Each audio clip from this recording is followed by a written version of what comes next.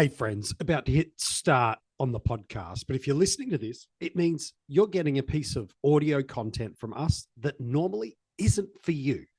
Yep, this Q&A podcast is normally reserved for our Spotify paid subscribers and also for our Patreons. But we're completely aware that over the past 2 weeks, we haven't been able to give you our Supercoach Strategy Roundtable.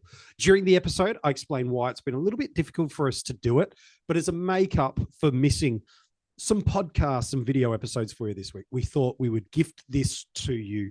The good news is that there appears to be nothing over the next 3 months that should stop us from being able to give you the Supercoach Strategy Roundtable. So please accept this as our apologies and our makeup for not getting the Supercoach Strategy Roundtable, and enjoy this Q&A.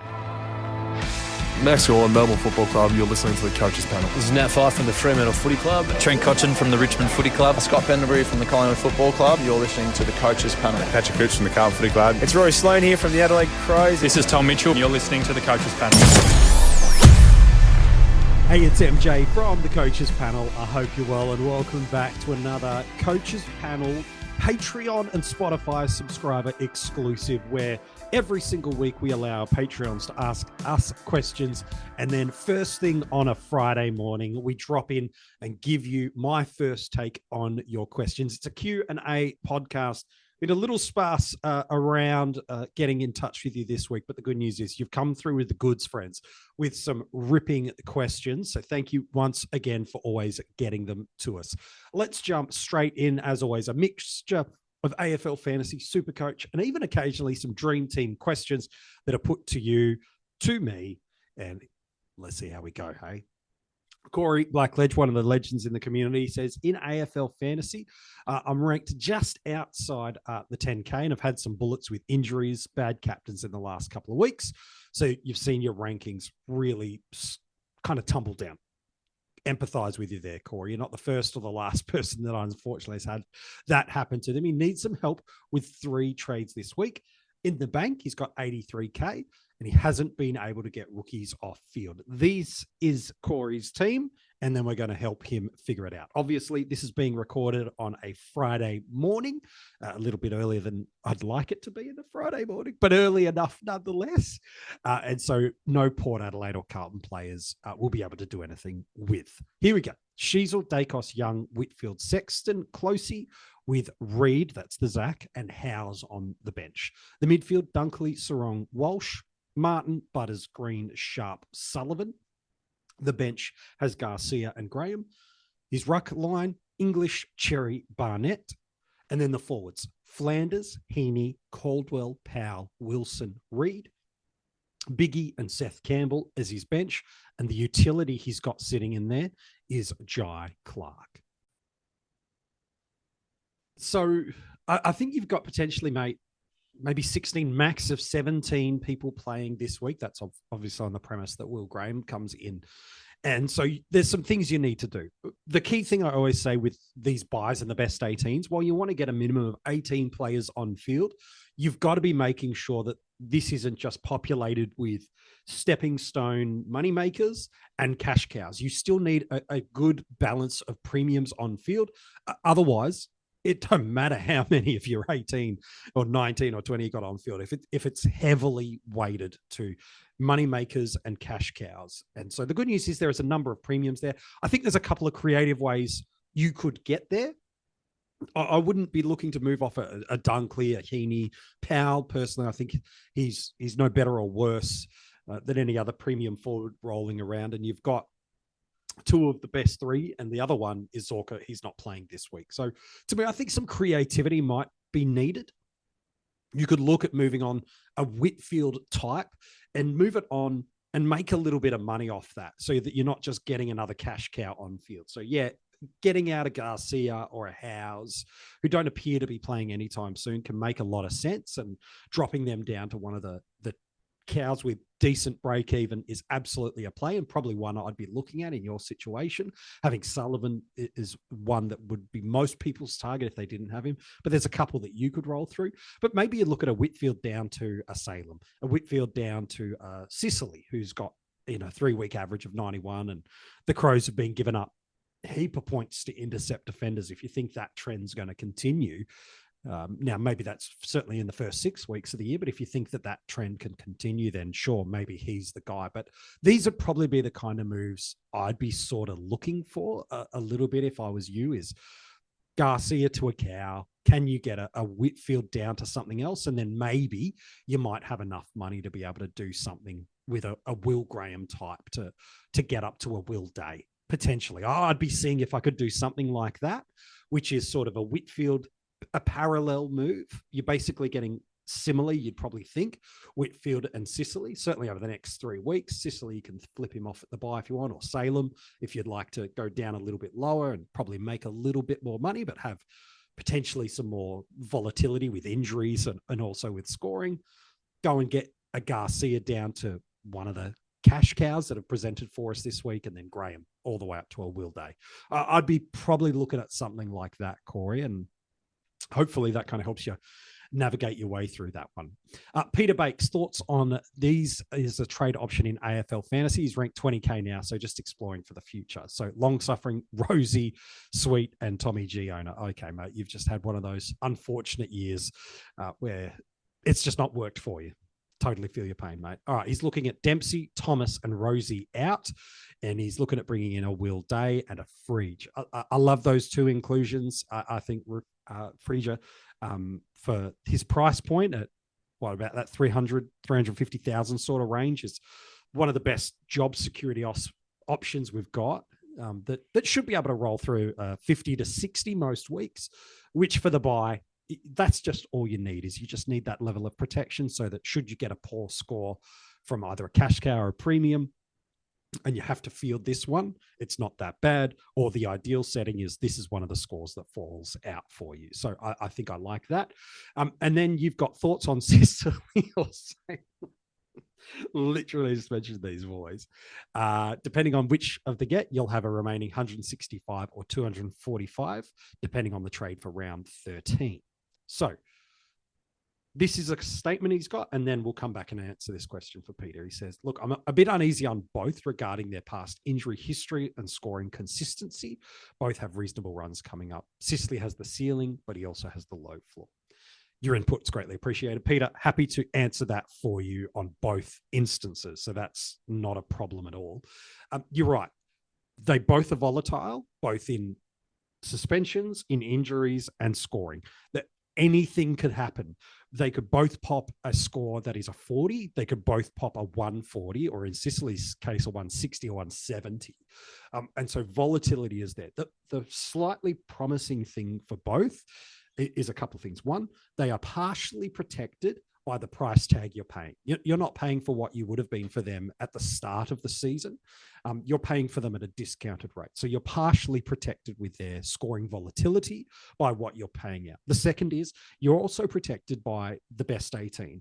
Most people should be able to get 18 on field this week with not relative ease, but a level of comfort. It is a challenging week. I think more challenging than people realized when they first rolled into it. They're like, yeah, it's only 4 teams. I'll be fine. It's like, oh, there are actually some really important positional spots I've got to cover.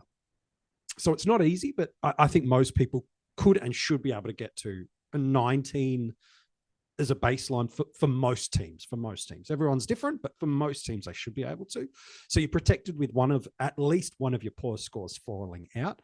And then I think the other element you've got is you're protecting yourself with future moves.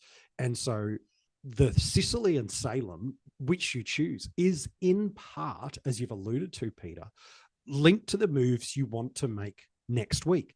Does that 80,000 difference, as best you can forecast, change the dynamic of your moves for the next fortnight?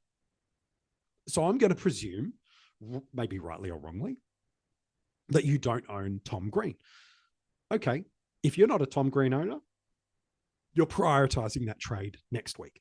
And he's the kind of guy that can go on a run of 120 for a 6-week stretch, no problems at all. He's a captain option on his day, and has had a couple of variable things go against him that has made him one of the bargains of the year. He was $1 million player, I think, after about 3 weeks, and now he's down at sub 750 or around that range anyway. So regardless of, That's a trade you're doing. But how much money are you going to do that? What are the trades you're going to get there? Are you looking at an LDU, who we put on the round table this week, as a prospect that is back in form, back at around that 830 marker, and unique and got a good run, especially deep into the season? A Will Day, you're probably not doing it next week. You're doing it this week. But these sorts of players, a Connor Rosie, you're probably looking to get back at about around 15 or 16 after these poor scores have dropped out. So looking at your future trades over the next 2 weeks, who's going out, who's going in, what are the money prospects of how you're going to get there, should ultimately indicate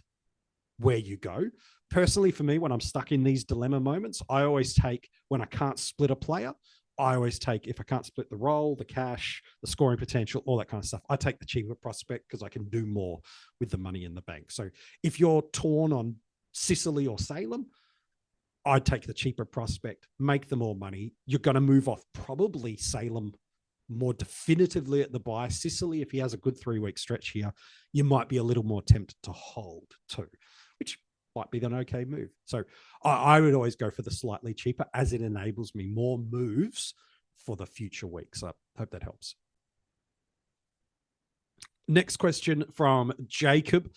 He says, in my planning for the buy, I'm trying to bank some cash for a double upgrade next week, getting in Goulden and Zorko. Nice. I think I can bank enough if I trade out Windsor instead of Clark. But wondering if this is a good idea. It leaves me with 20 this week instead of the 21 before teams. And I know history says trading out red dots is the smart move. Just think ensuring I can make both those trades next week will get me ahead. I love that, Jacob, you're thinking not in an isolated 1 week frame, but you are looking at the bigger picture. So I think I want to commend you first up, Jacob, around that. It's so easy, even for really experienced coaches, to get sucked into the vortex of this week, and not think about the future weeks and unintentionally compound the pain for the trades they have to make. So I think that's good. I don't dislike that idea at all. If I'm being completely honest with you, I think it's perfectly fine and reasonable for you to be able to do that. Windsor's done his job. I know he's had a couple of decent scores over the journey, but he's also just as likely to be someone that falls out. But he's going at what? He gave you a 32 last week, 46 the week before. And then he had 2 really good scores in round 8 and 9 with the 99 and 84. But beyond those 2, he's not given you anything north of 70. And Fremantle and Collingwood over the next 2 weeks, I think he's dropping some cash now. It might not be much. It might only be 10K. So I'm perfectly happy to do that. If I was you, knowing that it gets you there. I have no problem with you getting Goulden. Just make sure it's not at the expense of fading a Tom Green, would be the only thing I would be saying. I don't know if I could justify Goulden, who from a price perspective, it is quite strong and attainable, sitting there at 933. But when you've got Tom Green at 200,000 cheaper, I don't think there's going to be a 30-point differential between the two from round 13 onwards to the end of the year. So that would be my only thing, Jacob, is don't fade Green for Goulden. That extra 200K could be critical for you. So, but I like the move of getting into Zorko. I think it's fine. I'm happy to tick that off. I have no problem with that. 20 on field, you're probably going to have Windsor score drop off anyway, politely. So yeah, I'd do that. He's followed up with a second question because he can. He's a Patreon. He's allowed to follow up as many freaking questions as he likes to because he pays for the privilege. Is this the week you go for a top primo, so a sarong type, or a value premium crisp day? I'm leaning the second. And in which case, how do you rank the following names? Crisp Day, Salem, Sicily. I'll answer the first part of your question and then I'll rank those guys. Jacob, for me, it all depends on 2 key variables. One, what your focus is, so league or ranks. And then the second, where you sit based on those priorities. And so let's assume ranking, Jacob, for a second is your priority. Where do you find yourself sitting in the ranking and where are you getting to? Because you're chasing the pack at the moment, if that's the case. So whether that be, in the single digits thousands or in a 5-figure rank, if you're sitting in there, you're in the hunting pack of the top 1,000, you're needing to do things to be aggressive. And so you're still in the position of getting as many of these money-making guys off your field as you can, getting great options. You don't want to forego the best of the best, absolutely, but not in your team's case at the moment. As a chaser, if that's where you are, at the point of not getting, 3 upgrades over a 2-week period as opposed to 2. So that would be my thing. You do want to get a Sarong type, absolutely. But I think depending if you're in the chasing pack, you're probably more still looking for those value style prospects. Whereas if you're in the position where you're inside that top 1,000, now what you are trying to do is making sure you're getting the best of the best of the best, because chances are you've got on a lot of really smart moves, whether that be rookie roulette's worked your way, your captain calls have been good, you've jumped on the right money makers over various junctions of the season. And so now you don't need to go down as much to the play in the field of the 700,000 value, hoping that they make 50K and average 105 over 3 weeks. Is you're wanting to protect your positioning with the best of the best. So for me, I would always, if I'm in the chasing pack, I'm still looking for a little bit of value and upside to keep spinning the magnets and moving the money. Whereas if I'm in a solidifying position, then I'm not protecting or defending, but what I am doing is making sure I'm not losing ground to the big boys. So for me, Jacob, if you're chasing, go value. If you're protecting and you're sitting at the top end, you're probably looking for more of those top end primos, but it's not really the week to do that. Given you're about to look at getting into a Green in the next week, who really is a top end primo at a crazy discounted price due to one freak thing. So yeah, hope that helps. If I was to rank these 4 names, who would I put them in what order? Day, Chris, Salem, Sicily, really good choice if it's about projected scoring from now to the end of the year. Or in fact, it's probably the same between now to the end of the year is different to now in the next 4 weeks, because the crisp variable due to Collingwood's injuries means he floats around, because his last month's been awesome. His previous 2 months before that's been okay. For me, number 1 is Will Day. Given his price point, he pretty much averaged a ton for us last year. And I forecast that he's going to do that from now to the end of the year as well. It's a little bit of a tougher matchup this week against the Crows. But for me, at his price, it's too hard to ignore.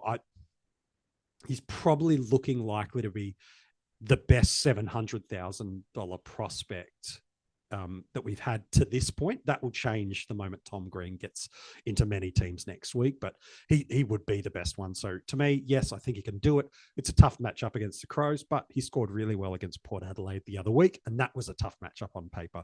The second one, if I was only focused on a 4-week period, would be Salem, purely just to make money and run the gambit and the gauntlet.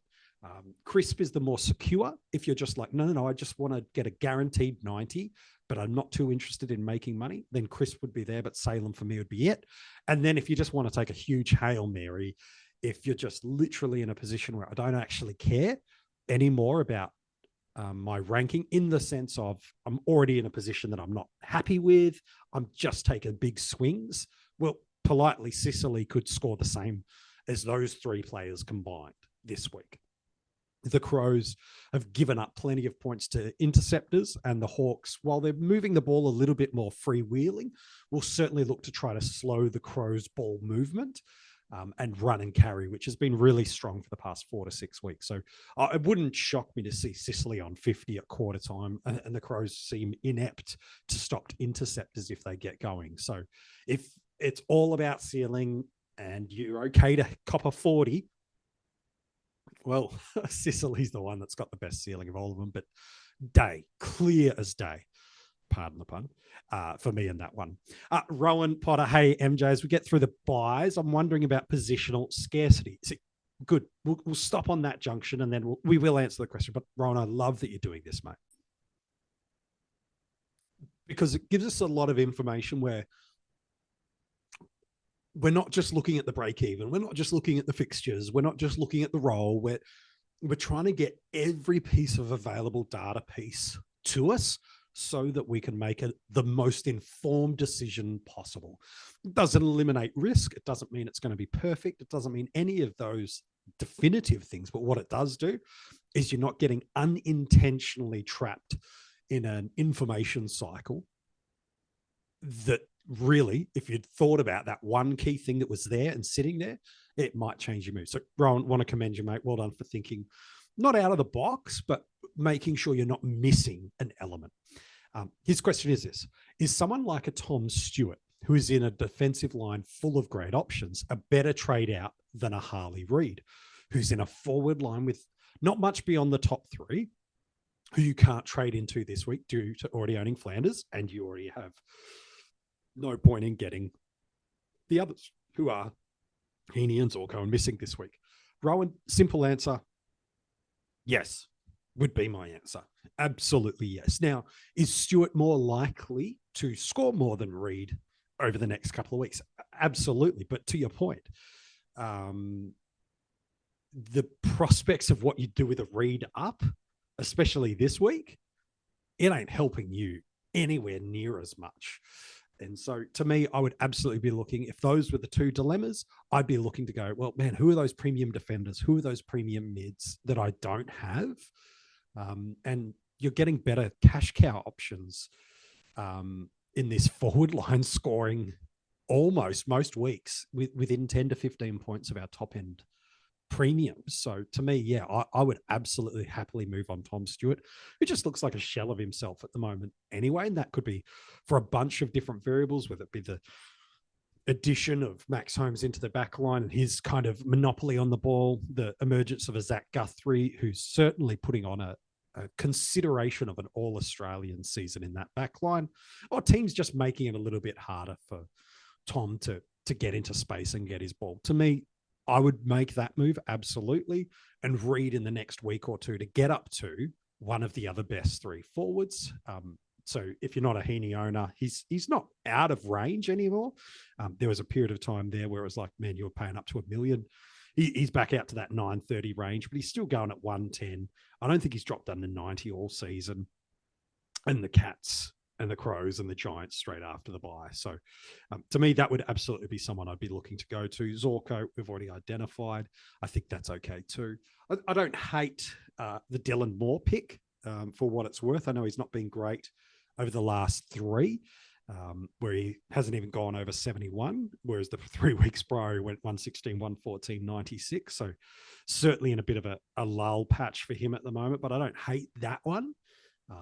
Just interesting though that with days back, his scoring has fallen off a cliff. So keep that for what you will. So yes, short answer, Rowan, out of the two, due to positional scarcity, I would move out Stewart. Yes. Jack Farnell. Hi, MJ. Hope the tour has been well. To love to hear more about the band. Okay.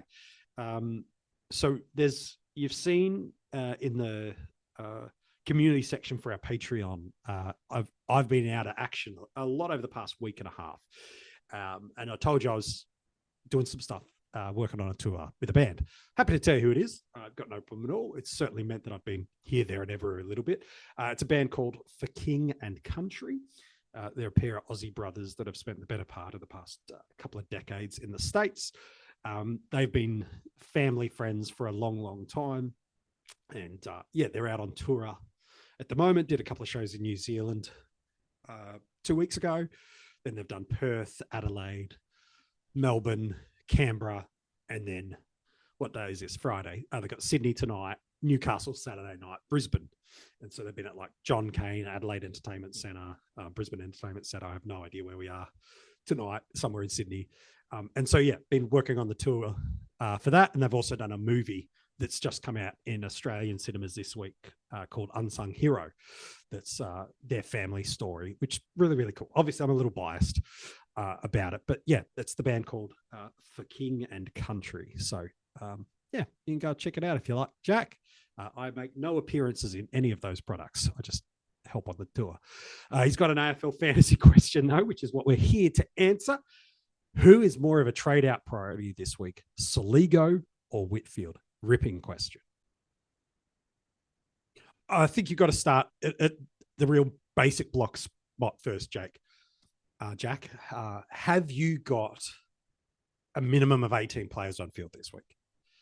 If you do, well, okay, the conversation's still open. If you don't, you're not moving off one of your green dot options in Soligo this week. So that would be the first port of call is, Jack, have you got a baseline minimum of 18 on field? If you do, the conversation's still on. If it's not, then you need to halt, and it's now moving off a Whitfield type instead of that. So that would be the first one. Second one is, what are the moves you would make over the next 2 to 3 weeks? So from a Soligo perspective, he's got Hawks, Richmond, and Swans over the next couple of weeks. So historically, at least one of those is a gravy matchup. Hawthorn's pretty reasonable. Sydney's isn't easy, but it's not chaotically crazy. Richmond is a gift. And that would be the case as well through there. So those are the things. Soligo has got a really high break even this week. I think it's about 130. And he's likely to drop a bit of cash. Like, if he goes what he's been doing prior to getting subbed out, who's basically going 80s to 90 over there, he's probably got about 20 grand that he drops, and he'll probably drop under 700,000, but then he'll hold. If he gets a good pop score of 110 plus against the Tigers, he will probably bounce back up to the price point he's there. So to me, that would be the case. But what are the moves you need to make over the next 3 weeks? Because can you protect the Whitfield and hold him this week? And if you can, who are you trading to, and what is that going to do for you in 3 weeks' time? Where Soligo, if you trade Whitfield, you're probably, in fact, definitively are trading Whitfield to someone who's still to have their buy. And so Soligo's got the prospect of, yes, you're my off-ramp at round 15 or even round 14 if you want to get off at the end of that Richmond game if you want. Whereas Whitfield, he's back on deck in 7 days' time. So for me, that would be the thing is, what does your moves look like in round 15? What are the trades you're hoping to make? Who are the players that you're hoping to move off at that time? So for example, who do you own that you're looking to get rid of in round 15? There's a bunch of players that might be sitting in your team. Let me give you a couple of names. Are you looking to get rid of Kane McAuliffe? Are you looking to get rid of a Seth Campbell? Are you looking to get rid of a Darcy Wilson? Are you looking to get rid of a Lockie Sullivan? Are you looking to get rid of a Riley Bonner? Are you looking to get rid of a Dylan Moore or a James Sicily? Are you looking to get rid of any of those? Are you owning any of those? You're only able to get moved 3 on. And if you're holding Soligo through to that point, he's probably sitting there too. So the actual answer for me starts at, do you have the possibilities to get 18 on field this week? If you're not there yet, the decision's made for you. It's Whitfield. However, if not, now it's about forecasting what your team looks like in 3 weeks' time. What are the scores you can get? What are the trades you're going to make? And by moving Whitfield now to someone who's about to have a buy, as much as it helps you on field this week, does it hurt your trade plans in 2 or 3 weeks' time? I hope that helps personally. Without seeing the rest of the 28 other prospects, it's kind of hard. But personally, for me, I'd happily make the move off either of them if it worked for me. But it would all depend on what my team looked like in 3 weeks' time. And that would really inform the call and the decision that I'd be making. And do you want to miss the Soligo matchup against the Tigers? That would be the only thing. Ryan Reynolds here for, I guess, my 100th Mint commercial. No, don't. I mean, honestly, when I started this, I thought I only have to do like 4 of these. I mean, it's unlimited premium wireless for $15 a month. How are there still people paying 2 or 3 times that much? I'm sorry, I shouldn't be victim blaming here. Give it a try at mintmobile.com/save. Whenever you're ready. $45 upfront payment equivalent to $15 per month. New customers on first 3-month plan only. Taxes and fees extra. Speed slower above 40 gigabytes. See details. You know when you reach that age where everyone and their mother won't shut up about their credit scores, yet it seems like no one really understands what's so special about those 3 random numbers? That's because credit scores are meaningless, unless you have Credit Karma to show you how to use them. We use those 3 random numbers, plus your financial profile, to help you find your next opportunity. Like a more rewarding credit card, a game plan that helps you pay down debt faster, or a personal loan to help you save more on interest payments each month. Cha-ching! Download Intuit Credit Karma today to get started. It's not really an answer, is it? But I'm trying to help you to answer the question rather than just say an answer that sounds like I'm answering the question, but I'm I'm really not. So hope that helps you, mate. Peter has got our last question. He says, it's a cheeky super coach question. Thoughts on trading out Dempsey and Darcy and wanting to get into Geordie Clark and McAuliffe. It leaves 110K in the kitty. There's such a dearth of rookies this week. So would a buy-tell be more prudent buy, saving another 70K? The thing with buy-tell is he has no certainty to play next week. And in Supercoach, it's a little different to AFL Fantasy where you are probably at best still in the teens of trades left. At worst, depending on how aggressive you've gone, you could be staring down at the end of this week, single digits. It's quite possible. And so for me, you're not wanting to throw the position, and a buy-tell smells like a thrown position to me. Whereas McAuliffe, we know the injury concern is so high. It is at Collingwood too, but they're about to turn the corner of, they've just got to give this kid an opportunity over the next 3 weeks. Yep, you're going to save yourself another 70K, but I feel like he's always going to be in the ecosystem of opportunity for the next 3 months, whereas buy-tell feels like as they turn the corner to finals and post-buys, hopefully as they get some soldiers back, they don't want him to see the light of day. So to me, I would go McAuliffe over buy-tell. I know it doesn't give you as much money. It saves you another 70K, which will help for upgrades next week, but what won't help is in 6 weeks' time, if you cop a couple of injuries and your emergency has to come on field and that's McAuliffe, you're at least going to get a 50. Whereas buy-tell, there's no certainty he'll be there in a month. You could say the same about McAuliffe. I'm a little bit more optimistic that he's going to get opportunities at least ahead of buy-tell. So for me, that would be the case. And then back to your moves of a Dempsey and Darcy out. I quite like that. I think you're future-proofing your team. I'm really quite comfortable with that. The Geordie Clark call is interesting, though. Like, I get it. Season average for Clark's 106, 116 in the last 3, but at 532, you're trading into a guy who's going to miss next week. So I don't love that. I know it's an easy week to navigate. I'd rather get, if you're bullish on Clark, I'd rather get into him in round 14 rather than this week. I don't think the Melbourne matchup screams a 150 is coming. It is a favourable one, and I know he's had a good couple of weeks, but 134 last week. But for me, if I was spending around that price range this week, I'd be looking at a couple of different prospects. Jeremy McGovern's been really, really good this year, and just as in form as Jordan Clark has. So potentially that might help your buy structures. It might hurt them too, but with the round 14 buy, that might be a prospect that you can look at. You could drop a little bit higher up in price, and you could go to a James Sicily who's going 110. In his last 3 weeks, he's dropped about 90K from his original starting price. And we've talked already in this episode about him as a prospect and what he can do. They've got the round 15 buy. So he's someone that's sitting in there. You could go a Carl Amon, who's going 117 in his last 3. And no surprise that as Hawthorn have kind of found their feet, he's got better. Correlation or causation, you be the judge. But with Will Day back, he hasn't gone under 117 over the last 3 weeks, and looks like he, as well as the rest of his team, are back in that sweet spot. And then if you're really needing to go down, and Nick Hind at 351,000, if you're just money conscious, defender forward, a season average of 53 is poopy, but he's gone 100 in his last 3. And in Supercoach, he's got the break even this week of 23. He plays for the next 2 weeks.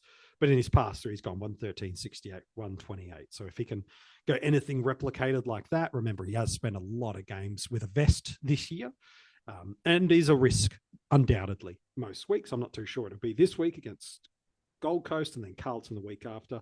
But then they do have West Coast the first week after the bye. For whatever reason, you're wanting to hold a little bit longer.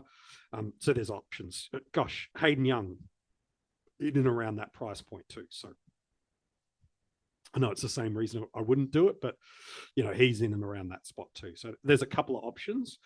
For me, I don't think Geordie Clark's the right call. there's a couple of ones there. And if you are bullish on Geordie, just get him in 2 weeks' time when he's off the bye. I don't think you need to make that decision this week. Last question, James Peters. Can we get a projection on the best rookie downgrades coming up?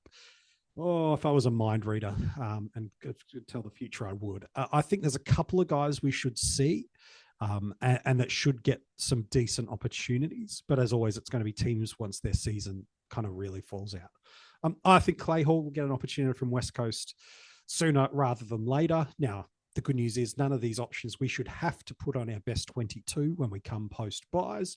And so they should purely just be guys that we're clipping cash off, guys that have made cash already. And it's on the parachute of emergency break glass only that we're having to put these guys on field outside of buys. So I think a Clay Hall at West Coast is building in the waffle. He should get some opportunities. And so to me, I think he comes in. I think the Crows will return to Dan Curtin at some point during the season. For how long, I'm not too sure, but they'll definitely return to him at some point. So I think he'll be there.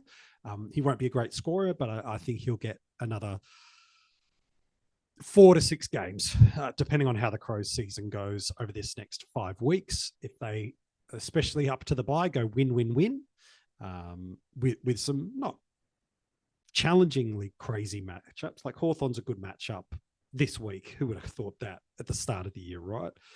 Then they've got Richmond, and then their game before they get to the bye. They've got a bit more of a, certainly on paper, a better prospect game for us to kind of navigate our way through in Sydney. So I think Curtin, show and maker at St Kilda has been really close for a number of weeks. So I think he'll be there. I think Will Dawson is going to get a decent opportunity. He should be all right as well. If you want to look at some of the mid-season draft prospects, I think there's a couple of guys that might jag the odd game. I think North might give Geordie Payne a couple of cracks. So that could be an interesting one to keep an eye on for us. He's mid-forward position. So that's one that we could look at. Jacob Blight in a couple of weeks, if Richmond continue to struggle, key defender, he won't score well at all. But if you've got him at D8 and it's clipping some money off, some guys that aren't doing anything for you anyway, he's a prospect. I'd be surprised if Jack Hutchinson gets too much of a go at West Coast, but he could be in there as well. The Saints have been pretty big on Max Hall, who they got. If their midfield continues to stutter and stammer, they might give themselves a little bit of a look at him as well. There's a couple that could be there from the mid-season draft. And then if you just look more generally of kids already on an AFL list that might get a show. We've got Caleb Smith at Richmond's getting a crack this week. But again, in a month, they're starting to get some guys that'll come back through injury. So we'll see how that goes. And then maybe the Saints look at Collard again, but he's not really done much for us through there. So he's another prospect that might get a go. Dua is a guy, again, who West Coast will give him some opportunities, but he might not score well. I think people are desperately hoping Billy Dowling gets a crack, but again, much like a Dan Curtin, that's going to be on hold for the next couple of weeks while we wait and see what kind of happens in through there.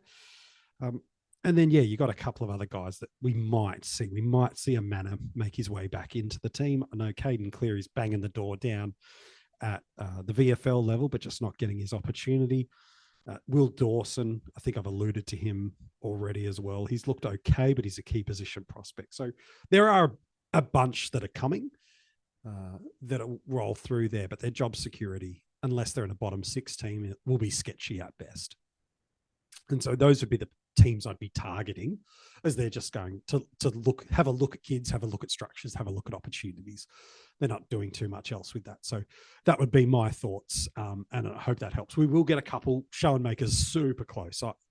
There was talks that he was even going to play this week, but just can't get in. I think once the rest of this midfield unit come back, we'll start to see it. I think we'll get a couple of prospects that'll show too. So really, really looking forward to it. Hey, hope that answers your questions, Patreons, and for our Spotify subscribers, thank you so much for your support as well. We greatly appreciate it. Next week, we'll be able to get back into a more normative routine that tour will be over on Sunday night, finishes in Brisbane. I'll be back into a normal life routine after that. And we'll be able to keep giving you everything you love from us. So the strategy roundtables for our top tier Patreons and Spotify subscribers, you'll get the round review audio podcast. The Q&As will be there. And then, as always, you can get in touch with us. Just message us through the Patreon app or through the Spotify features that are available for you as a subscriber. And we'll answer your questions and do whatever we can, as always, to support you. Hey, good luck this week. Don't forget, best 18, a bunch of blue dots on field. Make sure the moves you make this week are setting you up for future success and you're not just getting locked into what 1 week's team and score might look like. If you're having a good year, use this chance to be aggressive, to make some moves that will set you up for hopefully a chance of success at the back half of the year. If you find yourself in a ranking position where you're not really happy, the good news is pressure's off you a little bit. Take some bold moves that traditionally you might not normally make, but this time you've got the opportunity to take it as a chance to make some learnings, take it as a chance to have some reflection so that in 2025, you'll be able to bring those elements through to another season. Good luck this week. I hope round 12 is kind to you, and we'll chat to you again very, very soon.